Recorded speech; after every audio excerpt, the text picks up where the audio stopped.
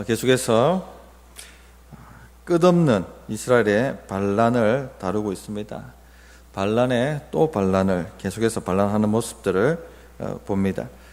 총 7번의 반란, 큰 굵직한 사건, 성경에 기록된 것 7번의 반란이 있습니다. 이 백성들이 과거를 통해서 배워야 하는데 이 반란하는 모습을 보면은 과거를 통해서 전혀 배우지를 못합니다. 이 반란 이야기를 성경이 계속 기록한 이유는 보고 배우라는 것입니다. 무엇이 잘못됐는지, 불평 원망을 하는 것이 왜 악하고 잘못됐는지 보고 배우라는 것입니다. 그런데 보고 배우지를 못합니다.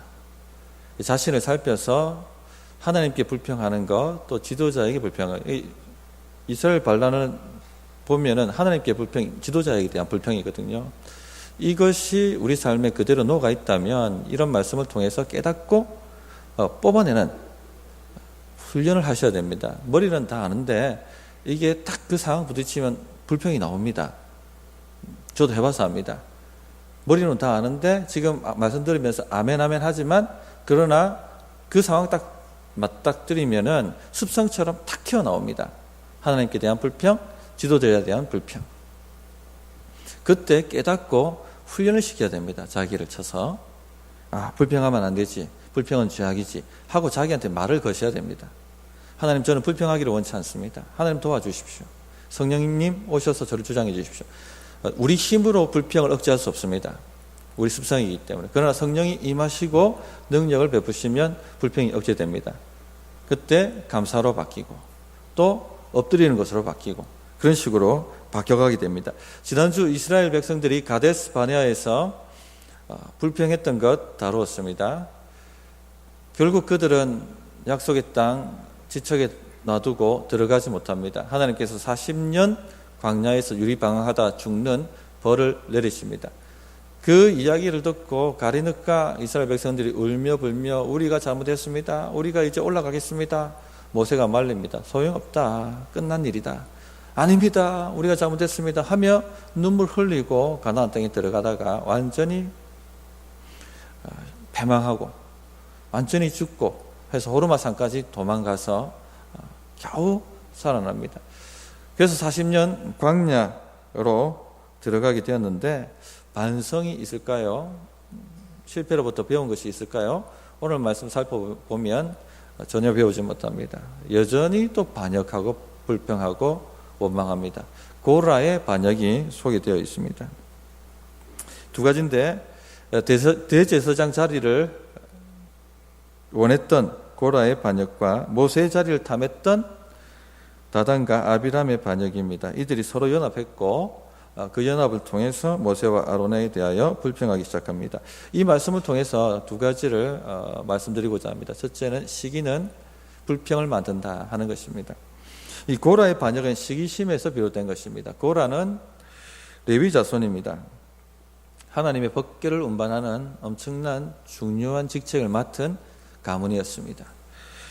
그런데 자신의 직분을 그렇게 귀하게 여기지 않고 아론의 자리죠. 대제사장 자리가 탐이 났습니다. 그 직분을 넘봤습니다. 그래서 르우벤 지파 속한 다단과 아비람과 연합을 하고 온과 손을 잡고 세력을 교합합니다. 거기다가 또 다른 지파의 250명의 지휘관들을 포섭합니다. 그들이 다 합세합니다. 2절에 보면 이 250명은 회중 가운데서 이름 있는 지휘관들이라고 이야기합니다. 영향력이 있는 사람들입니다. 영향력 있는 사람들, 직분자입니다. 직분자.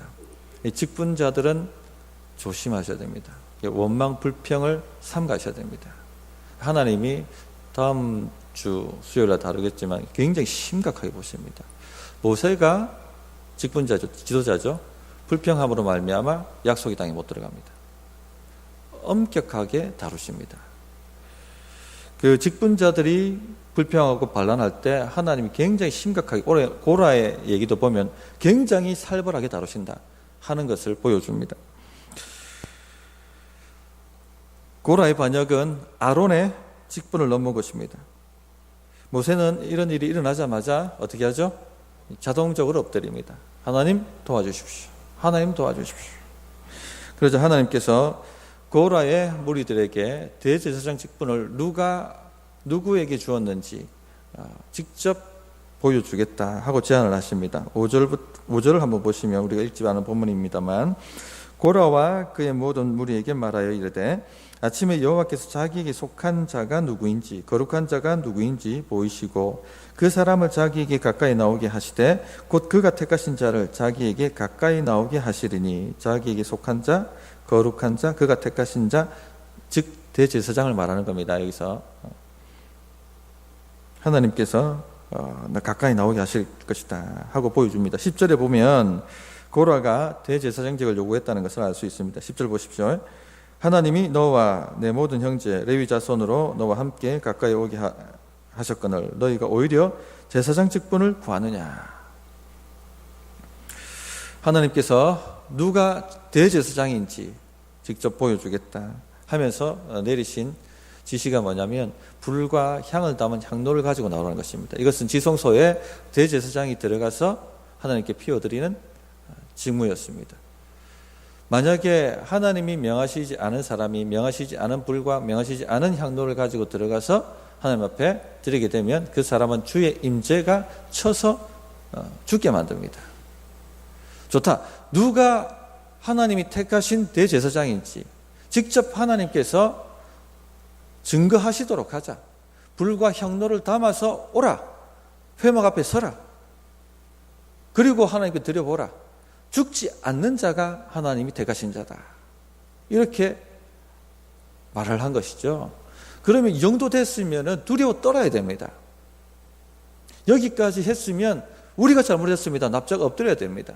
그런데 고라는 엎드리지 않습니다.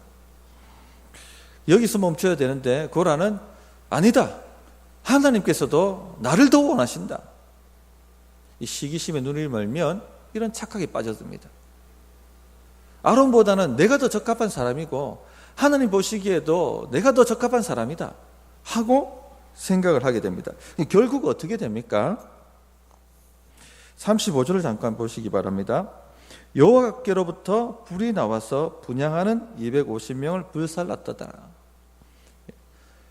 불에 살라서 죽임을 당합니다.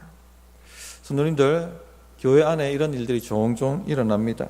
우리 안에 이런 불평의 재성, 시기심의 재성을 쉽게 보지 마시기 바랍니다. 우리 심각하게 다뤄야 합니다. 가볍게 보시면 안 됩니다. 제가 부산에서 강도사로 사역할 때 그 윤호 목사님이란 분이 청년부를 담당하고 계셨습니다. 그런데 사역을 잘하셨습니다. 청년들이 모여서 막 밤늦게 기도도 하고 또 리더 훈련도 시키고 하는 모습을 보니까 너무 부러웠습니다. 나도 저거 하고 싶은데 이런 마음이 들었습니다. 그리고 또 청년들이 우리 목사님 막 이렇게 쫓아다니는 걸 보니까 나도 저렇게 존경을 받고 싶은데 이 마음이 제 마음에 들었습니다. 청년부가 잘 되니까 교인들도 그 목사님을 인정해주고 그 목사님을 다 좋아해 주는 겁니다. 나도 저렇게 사랑받고 싶은데 이런 마음이 제 안에 들었습니다. 사람은 다 이런 마음 갖고 있습니다. 이게 나쁜 게 아닙니다. 그런데 이런 마음이 어떻게 바뀝니까? 시기로 바뀌는 거예요. 시기로 딱 넘어가니까 제 직분에 만족하지 않고 그가 가지고 있는 직분, 제 직분도 굉장히 거룩한 것이고 굉장히 좋은 것이고 굉장히 감사할 만한 것입니다. 그런데 이것은 온데간데 없고 그가 갖고 있는 직분을 탐내는 거예요. 내가 저 자리에 가야 되는데 그러니까 뭐가 나오냐면요, 그 목사님에 대해서 비방하는 말이 나오는 거예요. 청년들 저렇게 가르치면 안 되는데, 저건 잘못 가르치고 있는 것 같은데, 이런 말이 제 앞에서 나오는 겁니다. 불평이 나오는 것입니다. 성도님들, 이런 일들이 교회 안에 일어납니다. 제 경우를 들어 얘기했지만 이런 일들 굉장히 많이 일어나고 있습니다. 마산에서 제가 사역할 때는요, 한 분이 지휘자가 되고 싶었어요. 자기가 맡고 있는 직분도 좋은 거였습니다. 소프라노 파트였습니다. 그것에 감사하고 자기에게 맡겨준 달란트에 충성을 다하면 하나님께서 귀하게 보시고 또 다음 달란트로 넘어가게 해주실 텐데, 내가 저 자리 가면 더 잘할 텐데, 그렇게 직분을 탐을 했습니다. 결국 기도원에 가가지고 하나님 막 기도하는데 뭐 나타난 거예요. 원래 그 자리는 네 자리인데 다른 사람이 차고 앉았느니라. 귀신 들려와가지고 교회 분란을 일으켰습니다. 우리나라 속담에 남의 떡이 커 보인다는 얘기가 있지 않습니까? 예. 실제로 그렇습니다. 자기한테 있는 것은 얼마나 별것 없는 것처럼, 별것 아닌 것처럼 여기게 되고, 남의 떡, 그것은 굉장히 커 보입니다. 시기가 납니다. 내가 저 자리를 차지해야 되는데, 저 자리 가면 내가 정말 더 잘할 텐데, 더 존경을 받고, 더 성과를 내고, 사람들로부터 인정을 받을 텐데, 하면서 불평을 합니다. 그리고 그 사람에 대해서 안 좋은 말을 하기 시작합니다. 고라처럼. 그런데 성도님들, 이 불평으로 잘 되는 법 절대 없습니다. 하나님의 역사는 절대 불평으로 시작되지 않습니다. 시기심으로 시작되지 않습니다. 이런 것들이 우리 안에 일어난다면은 지금 내 안에 잘못된 역사, 고라의 역사, 고라의 영이 역사하고 있다 하는 걸 깨닫고 빨리 주님 앞에 엎드려야 됩니다. 하나님 도와주십시오. 하나님 도와주십시오. 시기가 불평을 만든다 하는 것을 꼭 아시기 바랍니다. 둘째, 또 자신의 불신에 대한 혹은 다른 사람의 불신에 대한 반성이 없을 때 불평으로 이어집니다. 이것도 꼭 아셔야 되겠습니다. 두 번째 그룹이 다단과 아비람입니다. 이들은 르우벤 지파의 지도자들이었습니다. 원래 르우벤이 장자죠. 그런데 장자의 직분을 취하지 못합니다. 그가 범죄함으로 말미암아. 늘 이런 이 르우벤 지파는 그게 있었던 거예요. 우리가 장자인데 유다가 보통 이 진영에도 보면 유다가 먼저 앞섭니다. 유다 다음에 르우벤이에요. 늘 그의 마음에는 우리가 저 자리에 앉아야 되는데 이런 마음이 있었던 것 같습니다. 그리고 그들은 모세의 자리를 탐을 냅니다. 고라는 아론의 자리를 탐냈고 이들은 모세의 자리를 탐냅니다. 모세가 다단과 아비람을 소환했습니다. 그러나 그들은 응하지 않습니다. 12절부터 14절을 보시면 모세가 엘리압의 아들 다단과 아비람을 부르러 사람을 보냈더니 그들이 이르되 우리는 올라가지 않겠노라. 반역이죠. 그러면서 불평합니다. 13절 보시면 내가 우리를 젖과 꿀이 흐르는 땅에서 이끌어내어 광야에서 죽이려 함이 어찌 작은 일이기에 오히려 스스로 우리 위에 왕이 되려 하느냐. 네가 왕이냐 이렇게 말하는 것이죠. 14절 이뿐 아니라 내가 우리를 젖과 꿀이 흐르는 땅으로 인도하여 드리지도 아니하고 밭도 포도원도 우리에게 기업으로 주지 아니하니 내가 이 사람들의 눈을 빼려느냐. 눈을 빼려느냐 이 표현은 미혹하느냐 눈을 흐리게 만드느냐 하는 것입니다. 우리는 그러므로 올라가지 아니하겠노라. 그들이 소환에 불응했다는 것은 모세를 지도자로 인정하지 않는다는 것입니다. 너는 지도자의 자격이 없다. 젖과 꿀이 흐르는 땅이 어디 있느냐. 그렇게 약속해놓고서는 지금 광야에서 다 죽고 있는데 무슨 말을 하는 것이냐. 네 스스로 왕이 되려고 하느냐. 애굽이 좋았다. 애굽으로 돌이켜라. 이렇게 그들이 늘 해왔던 불평을 해대고 있습니다. 그런데 성도님들 약속의 땅에 들어가지 못하게 된 것이 모세의 잘못입니까? 아닙니다. 그죠? 그들의 잘못이 그들의 불신이었습니다. 가데스 바네아에서 그들이 불신했기 때문에 불평했기 때문에 그 땅에 대해서 악평했기 때문에 그 벌로 광야에서 유리방황하고 있는 것입니다. 앞에서 버젓이 저질렀던 그 실패, 그 불신을 전혀 그것을 통해서 배우지 못하는 거예요. 이게 불평하는 사람들의 모습입니다. 자기는 전혀 잘못이 없어요. 자기는 바르게 했다는 겁니다. 모든 게 남 탓이에요. 교회가 잘못했기 때문에 내가 이렇게 됐고, 지도자가 잘못했기 때문에 내가 이렇게 되었고, 목자가 잘못했기 때문에 내가 이렇게 되었고, 장로님들이 잘못했기 때문에 이렇게 되었고, 권사님들이 잘못했기 때문에 이렇게 되었고, 늘 이런 불평인 거예요. 자기를 돌아보지 못합니다. 우리는 절대 자기를 못 봐요. 지금 보십시오. 누구를 보고 있습니까? 자기를 보고 있지 않습니다. 남을 보고 있죠. 남에게 다 보이는 거예요. 남에게 다. 말씀으로 계속 자기를 비춰보지 않으면 절대 자기를 보지 못합니다. 다 남 탓입니다. 성도님들, 우리가 이렇게 살아갈 수 있습니다. 자신이 전혀 말씀에 순종하지 않았다는 것을 인정하지 않고 모든 것이 모세의 탓이라고 불평합니다. 자신은 전혀 헌신하지 않으면서 모든 것이 교회의 탓이라고 불평합니다. 지도자의 탓이라고 불평합니다. 왜 그렇게 잘 알고 있느냐? 저는 수많은 사람들을 경험했습니다. 목회자로서 수많은 종류의 사람들을 만났습니다. 그리고 얼마나 많은 사람들이 지도자에 대해서 불평하고 원망하는지 경험했습니다. 이렇게 하면 이렇게 한다고 불평해요. 저렇게 하면 저렇게 한다고 불평해요. 물론 주님께서 모든 사람을 만족시킬 수는 없다. 오히려 모든 사람이 칭찬하면 화가 있으리로다 이렇게 말씀하셨죠. 좀 믿고 따라와 주면 되는데 조금만 자기한테 거슬리면 불평하기 시작합니다. 이런 것이 광야의 사람들의 모습이에요. 빨리 이것을 벗어나야 됩니다. 성도님들 빨리 벗어나야 됩니다. 한번 자기의 모습을 이 카메라로 찍어서 본다면 정말 놀랄 거예요. 내가 이렇게 불평이 많은 사람인가?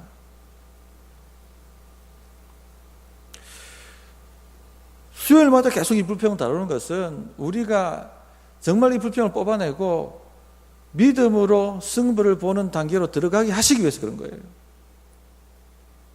우리 인생이 가나안 땅으로 들어가려고 하면은, 우리 교회가 가나안 땅으로 들어가려고 하면은 우리 안에 있는 불평의 영을 완전히 박살을 내야 됩니다. 한 방만에 되지 않습니다. 훈련시켜야 됩니다. 자기를 쳐서 복종을 시켜야 됩니다. 그들이 소환에 응하지 않자 모세가 직접 그들의 장막으로 갑니다. 그리고 회중들에게 속히 그 장막에서 떠나라, 심판이 임한다 라고 말합니다. 그러자 회중들이 속히 다단과 아비람의 장막을 떠납니다.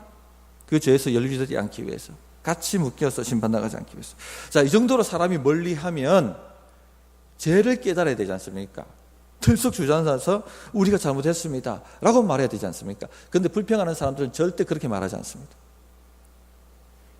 제가 잘못했습니다 말하는 것을 들어본 적이 없어요. 자기가 옳으니까 불평했으니까. 제가 잘못했습니다 라고 말하잖아요.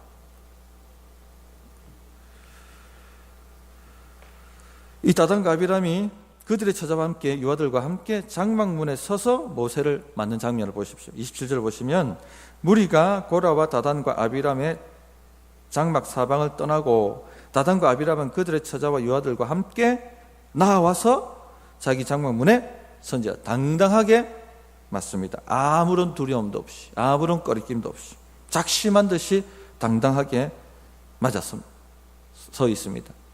내가 잘못한 게 뭔가? 내가 뭘 잘못했다고 그렇게 하는가? 모두 당신 잘못 아니야 하고 당당하게 맞서는 것입니다. 하나님은 모세는 하나님의 준엄한 심판을 마지막으로 통보합니다. 이때도 늦지 않았습니다. 내가 잘못했습니다 하면은 해결될 문제였습니다. 30절 보십시오. 만일 여호와께서 새 일을 행하사 땅이 입을 열어 이 사람들과 그들의 모든 소유물을 삼켜 산채로 서울에 빠지게 하시면 이 사람들이 과연 여호와를 멸시한 것인 줄을 너희가 알리라. 이런 선포를 했습니다.